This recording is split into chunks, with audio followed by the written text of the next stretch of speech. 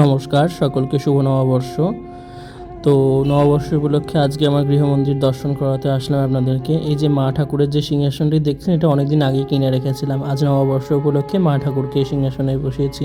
বেশ অনেক দিনেরই স্বাদ ছিল, তা আজ নববর্ষেই পূরণ হয়ে গেল। তারপরে দর্শন করছেন মা পরমেশ্বরীকে। তো বছরের প্রথম দিনে মা পরমেশ্বরীকে দর্শন করুন এবং মা নববস্ত্র পরে দেখুন কী সুন্দর সেজেগুজে বসেছে। মায়ের বস্ত্রটা প্রত্যেকবারের মতো প্রীতমদাই পরিয়েছে। আমি এখনও ঠিক মায়ের বস্ত্র পরানোটা শিখে উঠতে পারিনি। যতবারই ভাবি যে দেখে শিখে যাব সেই শিখে আর উঠতে পারি না। ভাবলাম হয়তো এইবারটা আমি নিজেই পারবো, কিন্তু মায়ের ইচ্ছে প্রীতমদা থাকায় মায়ের শাড়ি সেই প্রীতমদার হাত থেকে মাপ পড়লেন। এরপরে দেখছি বানেশ্বরে বসুধরা বা জলাধারা সেবা চলছে, যেহেতু বৈশাখ মাস। তো তারপরে এই মা প্রাণেশ্বরীকে সকলে দর্শন করুন। এরপরে একে একে আমার গৃহদেব দেবী সকলকে দর্শন করুন। এরপরেই আসছে গোপাল বিগ্রহরা, ওদেরকে নতুন আমি বস্ত্র পরিয়েছি নববর্ষ উপলক্ষে। তো সবটাই আজকে পুজোটা প্রীতমদাই করেছে, আমি শুধু গিয়ে একটু ছবি টবি ভিডিও করেছি। সত্যি বলতে আমাকে তেমন খাটনি করতেই হয়নি, সমস্তটাই প্রীতমদা নিজে হাতে করেছে।